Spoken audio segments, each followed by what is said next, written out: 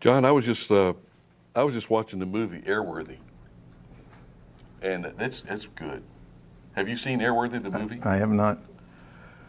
Everybody needs to tune in Airworthy, and I guess Laura mentioned that it's on YouTube, but it's also on Tubi. That's what she said, yes. And, this is, I sometimes feel guilty, John, that we're having too much fun trying to help people learn about the importance of maintenance. And can you have too much fun? No. Not possible. No. Now you can get in trouble by having too much fun, but having fun if that's the reason I love being a mechanic. It's fun. I always had a lot of fun. Then I had a lot of pain when I went to the NTSB because you can't go around at the level that job takes and deal with the aftermath without having it affect you. No. And since leaving it, I go to great lengths to have fun now. John, when back in my NTSB days, I found myself getting almost calloused because it was getting routine to go out on these field investigations, and every one of them was different. Every one of them dealt with a loss of life and a family member that was not going to be sitting around the dinner table. And I got caught. I had to change my direction, and that's the reason I left the NTSB. That's a lot of people leave the NTSB for that reason. You can only pick up pieces of people for so long, and it gets to you. Emotionally, it gets to you. Some people handle it different. We've got some pretty hard. If you judge them from TV, we got some pretty hard investigators at the NTSB. But I can tell you, that night back in the hotel room, that they are altogether different. Yeah. All right. If you're human, you just can't ignore that. No. And you have to get rid of it too. I was debriefed several times before I came to the NTSB because of what I had seen and been part of in the accidents before I came to the NTSB. And the doctor that I had taught me to cry it out. So now you're looking at somebody who's cried on nationwide TV repeatedly, but you can't hold it in. You got to unload it. So. Yeah, and again, that goes back to the passion and the sincerity that we have in this industry. And John, I want to get back into the maintenance competition. And you have put an inordinate amount of time and effort into that, and probably is going to be one of your strongest legacies. I didn't do it for legacy. I did it because I was sick and tired of everybody ignoring the maintenance and what we brought to the table. So I wanted to just make sure that everybody knew that we are an integral piece of the aviation industry, including aviation safety. Right? It wouldn't be where it is today if it wasn't for the maintenance people doing their piece. Aviation is like a glove.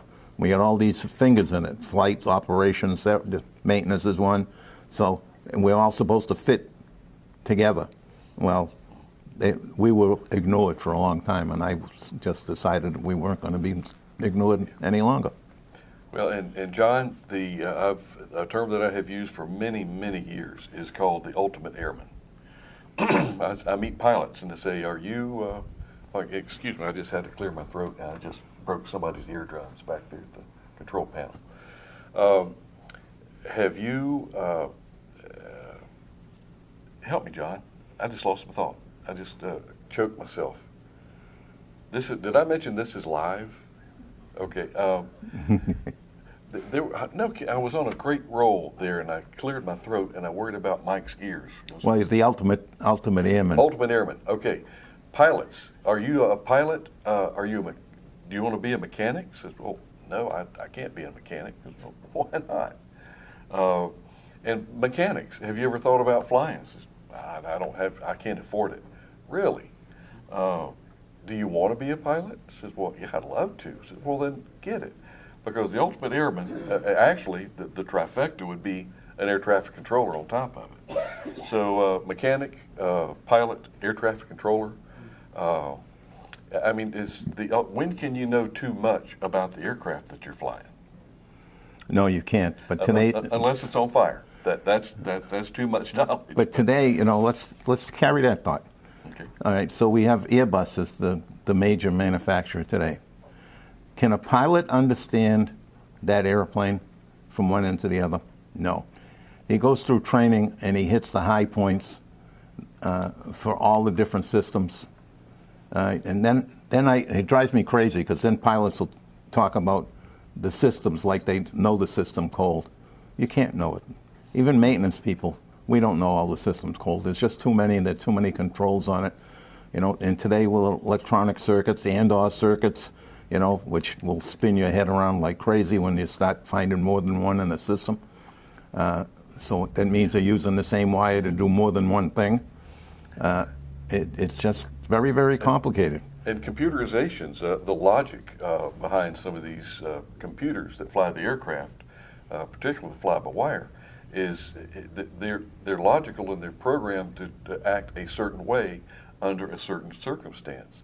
And I think we've seen some of that with some of our more recent accidents where the operator wasn't in tune with what the computer was saying or expecting. Remember, I think we lost our first Airbus. They overrode the system for doing a low pass at an air show, right, and flew it into the trees, right, because the computer was we're landing, and the pilots are trying to go full power and pull back, and it wouldn't respond. So we learned a lot through that, but we lost a lot through that. So, yeah, it's an interesting time we're in right now. Drones. Maintenance on drones is going to be very, very important because the autonomous career it's the Jetsons. It's here. Well, you got to back up a second. All right, so we have drones coming in a big way, and I've been involved with the drone industry for a while. In fact, they once got some accolades from them about being very influential in that area. But you have a drone. There's an FAA requirement to determine airworthiness before any vehicle takes off. That's the pre-flight, done by the pilot. Well, we don't have a pilot. Who is going to verify, certify when that drone takes off that it meets airworthiness, right? Yeah. The standards that we have. So that's one obstacle that's coming. And who's going to repair them?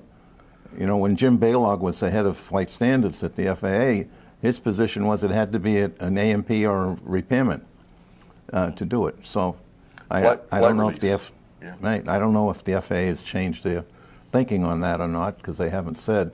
But these are things that are all going to have to be addressed. And we're not talking about the little DJI drones. We're talking about today's. If you go to anything that has drones there, the big one is bigger than this table. Oh yeah. I should say the small one. Well, and look at the Joby. What they're doing with their 4-passenger. Right. And they're doing that over in the Middle East. I actually have somebody I know that's over in the Middle East collecting data for that operation in order to present to the FAA when Joby starts to come forward to try to do that here in the States. Mm-hmm. Now, they've been playing around in New York City with Joby has been moving around. New York City is unique in that they're surrounded by water. And the rivers are, they're not insignificant. They're a mile wide. Mm-hmm. So you have corridors which you can operate them where you're not operating them over people. But that's going to change when they start bringing people from Manhattan to JFK to catch flights. Mm-hmm. And then that's not going to be just the average person. That's going to be some CEO or some C-suite people that can afford the fee because it's going to be steep. But you don't want, if you got a president that you're paying millions of dollars a year to run your company, do the stockholders want that individual to be stuck in New York City traffic for 3 hours going to JFK? And they'd rather have him using his time in the office getting value from what they're paying him. His or her. His or her. Her time. Right. So that's where Joby is going to shine, in as much as like New York Helicopter did 60 years ago. leaving from the Pan Am building and taking the people out to the airport. All right, so beating the city traffic, but allowing more time in the office. So it's going to be we're entering a very interesting time when it comes to drones. We're in transition. There's a lot of things that are firming up. They're about as firm as Jell-O right now, but they're going to firm up soon, and we're going to have a direction that's coming. In fact, what's going on over in Ukraine today is having a dramatic effect on where this thing goes worldwide. You know, so it's not just military drones, it's the proof of concept, it's the distance, there's so much in that whole process that it's going to be interesting to watch. I watch it all the time. I love drones, but we'll see where it goes. We're living in a very tumultuous period of time. It really is, and it's changing. But the thing that I would like to drive people, show of hands of how many folks know PAMA. Just get right off the top of your head of what PAMA, what that is an acronym for. And PAMA.org, there's so much information that you can gain from that website. And to be part of the organization, we encourage you to, and it's not that expensive, to be honest. And students are free. We need your attention, and with that we will have you will learn.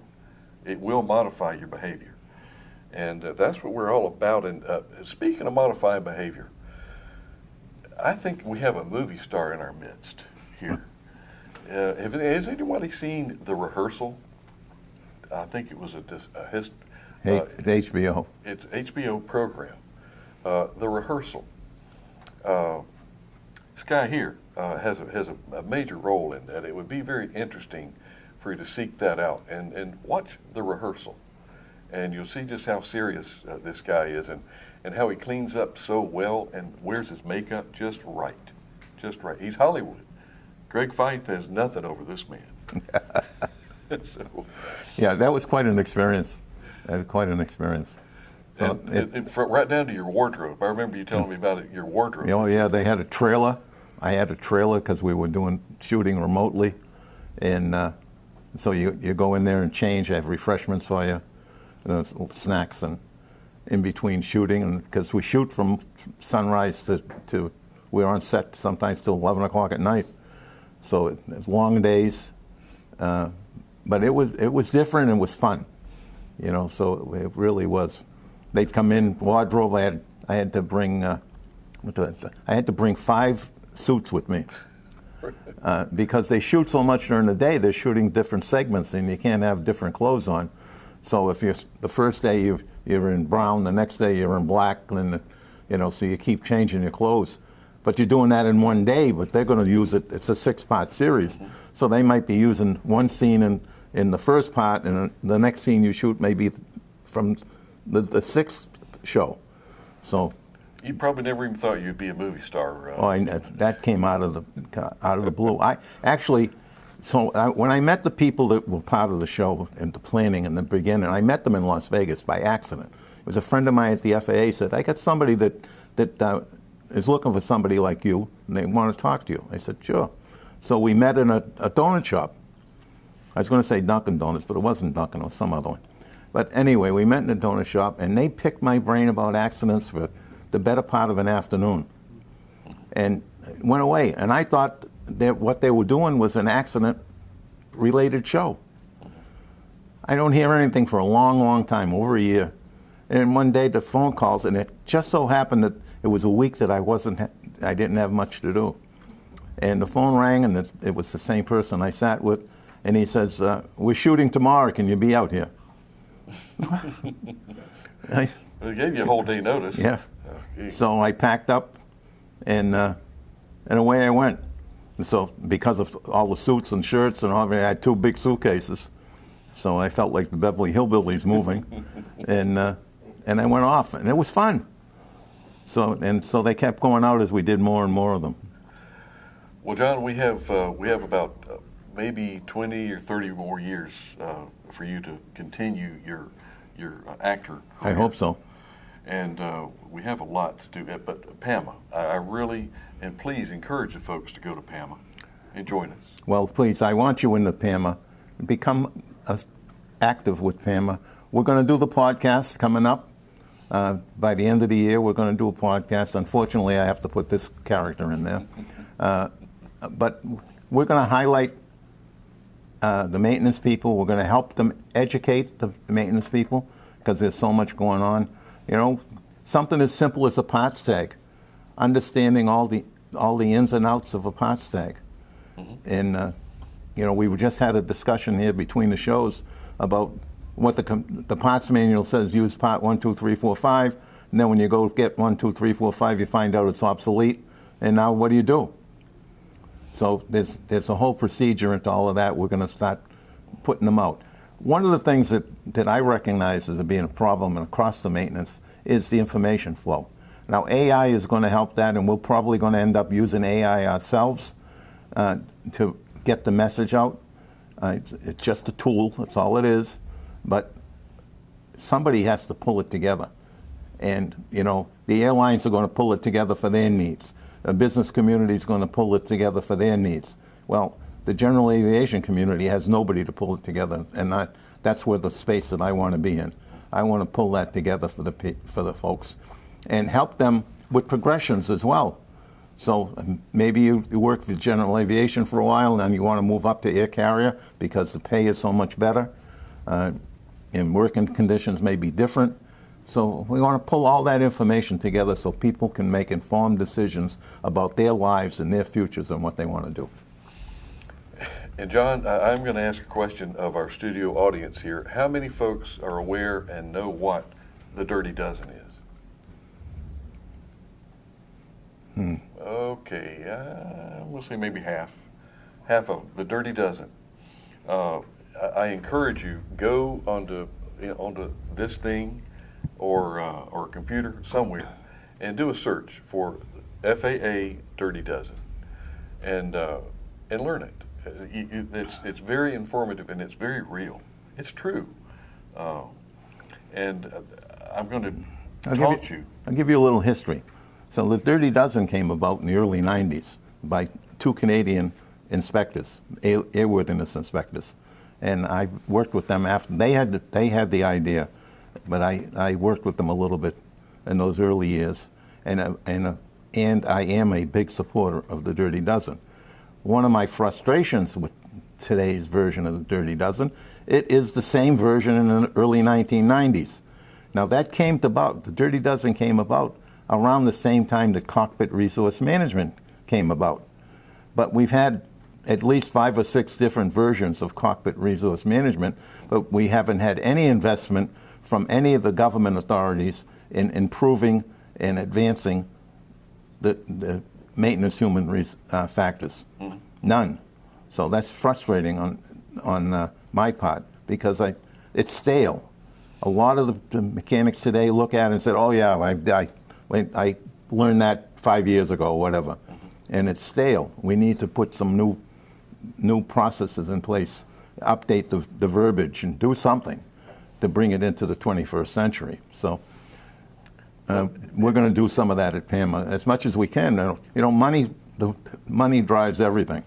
So depending on how much money we have to work with, it's how much change we can try to facilitate. Well, money is a driver. And I know we're going to start wrapping up believe it or not, our second segment here. But we do need to encourage those with the capability, those with the resources, to help get behind our AMC, our competition awards, and help us sponsor this thing. I will kick in a certain amount. I can't come up with another $100,000, but I can come up with something. And everybody, many hands make light work. So I mean, a lot of 500 here, 1,000 there.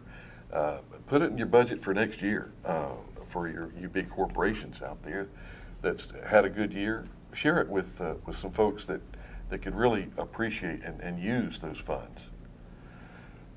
Well, we do need the money. We need money for the trophy, for that recognition, annual recognition. You know, the competition itself is hugely expensive, hugely expensive. thank God for Snap-on and for American Airlines, Alaska, Boeing. They all contribute to it. And, you know, they're there to fill their ranks of people. So we have what we call recruitment row at the competition, where we have, I think this year we had either 12 or 14 tables where companies can come and interview and talk to the students. And hire them. And hire them on the spot. Yes. You know, and again, it's the largest collection of A&Ps in the country. So this year, over 900 A&P mechanics were in one room. So where do you see that? You don't see that. There's no school that has 900 students. So it's the biggest collection of potential employees that you're going to find anywhere. And we're in Orlando again in 27 at the same convention center, 2 years in a row, which is unusual. We follow MRO Americas wherever they go. And so... MRO, explain to folks what MRO is. MRO Americas is maintenance, repair, and overhaul. It's just a common term we in maintenance have used since I've been in the business to designate major repair facilities. And so they've been running this trade show for a long time, way back, I think in the 80s, at least.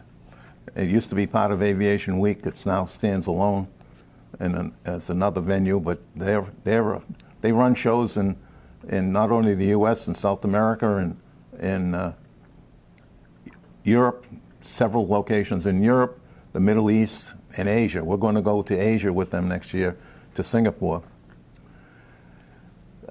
and do it over there. You know, mechanics around the world are the same. Mm-hmm.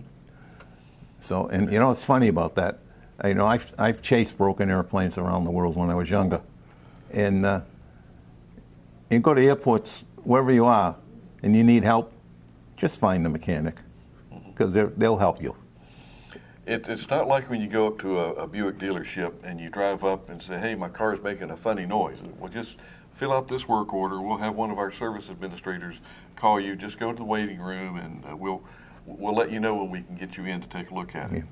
You taxi up in an airplane and you find a mechanic around the airport, they're going to come out and they're going to fill out a work order. What's it doing? Well, it sounds like it's this. Oh, there's your problem right there. And that's typically what happens around your general aviation airports. Yep. Doesn't happen like that everywhere. You know, you reminded me of a story.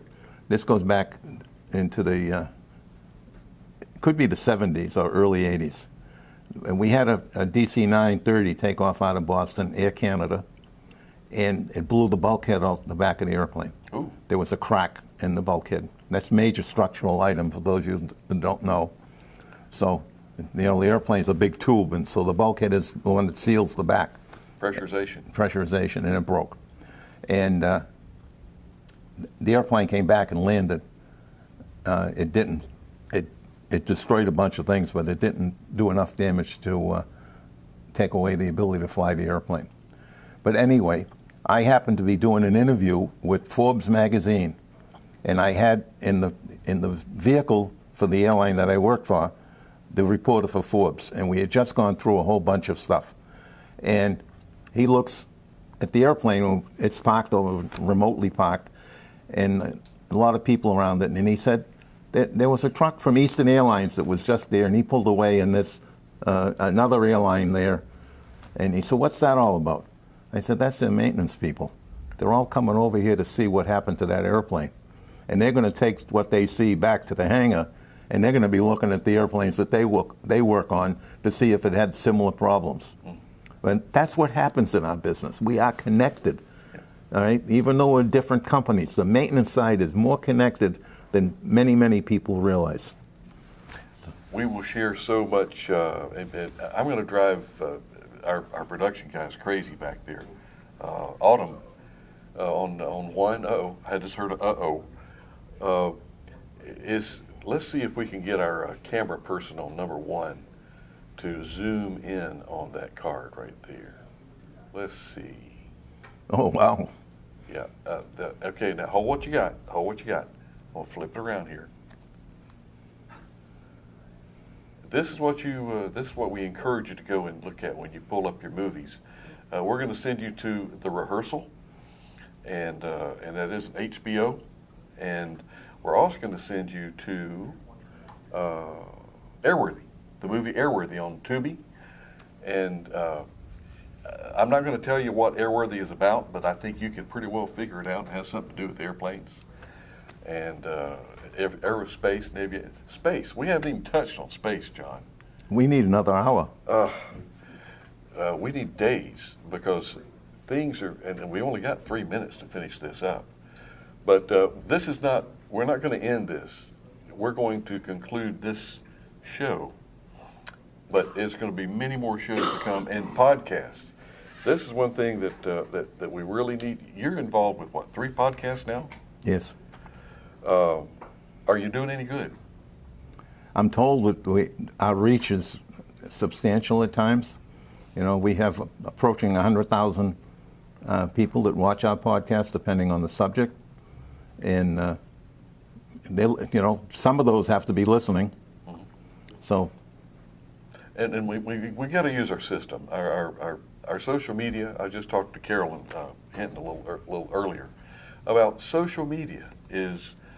We can fight it. We can say we don't deal with it. I don't mess with that. I don't do Facebook. I don't do that crap. No, it's here. If we don't use it, it's going to use us. And we don't want to be on the receiving end all the time. We want to give and contribute. Well, listen, our generation, yours and mine, we're not into the digital world like the kids are today.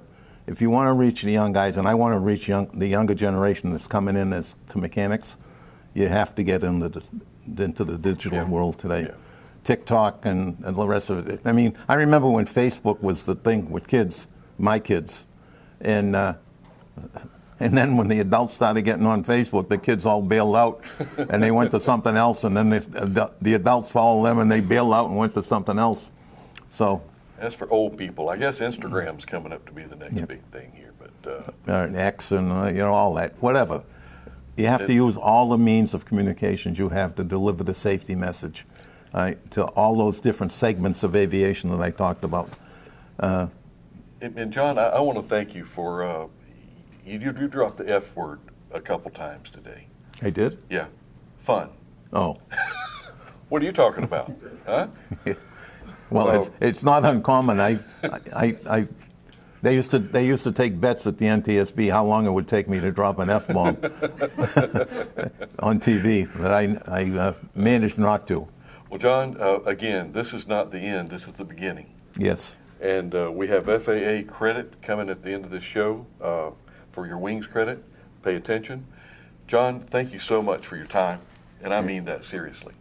And we're going to take a pause, and we have more shows. As a matter of fact, go to our website, go to YouTube, and follow us, and we will be there for you, but it's up to you to pull us out.